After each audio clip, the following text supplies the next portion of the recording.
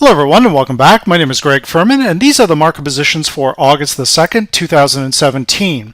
Now our first trade for tonight is going to be again in the Forex market. We're looking at the Canadian dollar, Japanese yen. Now the interesting thing about the Canadian dollar is that it's really been on a tear as of late. We got a triple EMA cross on VantagePoint back around middle of June, but a lot of this has come from the rate hike that we've seen from the Bank of Canada. Now I've talked about this in the Forex Weekly Outlook, and my position is that the Bank of Canada has probably made a mistake by hiking rates, and not only are they unlikely to hike again, but they may even be cutting in 2018. So with that said, when we look at the current signal from VantagePoint, the same thing that put us in this trade should be the exact same thing that takes us out. Our neural index has been down for multiple days in a row. We can see that our predicted short, medium, and long-term differences, along with our strength indicator, are all pointing down. We have the predicted MACD crossing the trigger in this consolidation period right along here.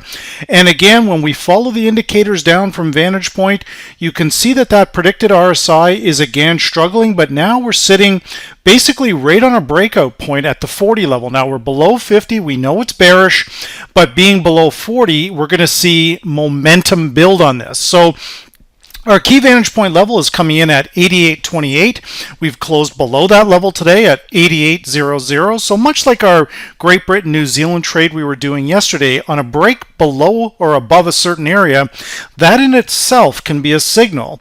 So when we look at our individual crossovers from VantagePoint, that's very important that we're looking at those crossovers. We can see that our short term is to the downside. Now again, our medium term is crossing the trigger to the downside, and when we look at our long-term crossover, once again, this is a big one. The long-term crossover from VantagePoint, in most cases, you might get to a month. That's about it. So here is one. We're at the premium entry point at this. We can see that a lot of activity between 88.79 and 88.60, where that long-term crossover is taking place.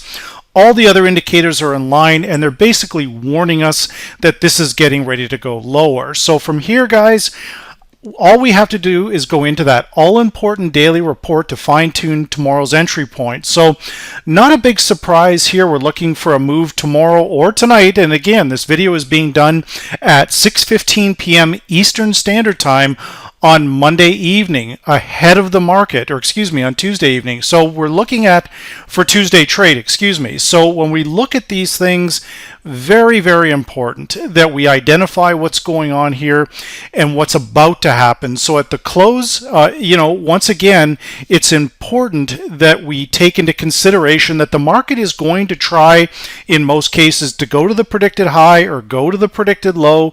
That's what it's going to do, guys. Okay, so basically at the close of Monday trade, or the close of Tuesday trade, like for example today, we're looking for the market to basically move a little bit higher to the 88.50 area so we can set our short positions. We're then going to target 87.60. Now, obviously, the way these charts look, if this trade gets moving, we could see a substantial move to the downside, guys. So keep that in mind. Nothing is for sure, but it's certainly, not only does it look like a good intraday trade, but it also looks like a very good longer term position. Now, our second trade for tonight is going to be in the U.S. Consumer Cyclical Sector. We're looking at the FOSL group, the FOSL stock. Now, this stock has been basically consolidating for the last 2-3 weeks here, but our key vantage point level now coming in at 1082, our 18-day predicted moving average, just so everybody can see that.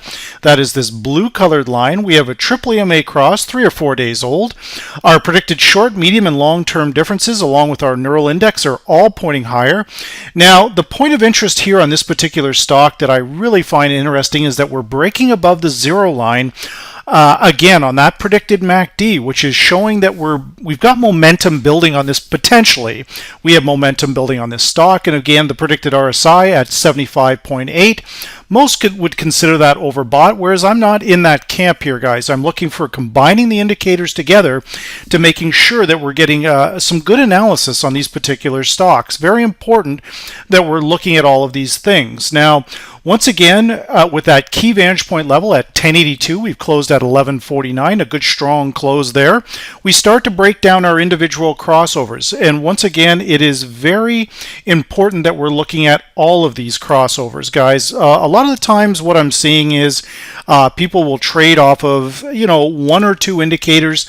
They won't look at the entire situation. And it's very important that we actually do that. So when we're looking at this, we can see that our short-term crossover is moving up, our medium term is moving up, and our long term is moving up. So we just have to basically start to break through this consolidation period so we can hopefully start moving back to where we were just a few months ago at $18 per share.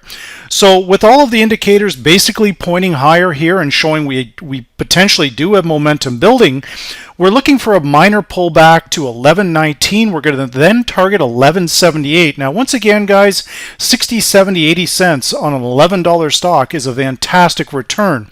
But when we're looking at these trades, not only do we want to look at our intraday positions, but we also want to make sure that we're looking at, do we potentially have the opportunity for more of a medium and longer term trade that could develop from this? And the answer, I believe right now, is yes, it absolutely could. So not a bad intraday position, but also a decent longer term.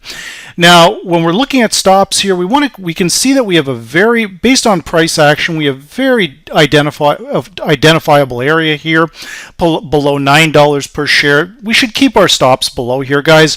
We don't want to get chopped out anywhere between the current price and $9 per share. And remember that ultimately our bigger target is up towards that, $16, $17 per share mark. And if we look at it over the last 6 months, this stock was as high as $26 per share. So we're buying it at less than 50% of its potential value. So something also to consider there.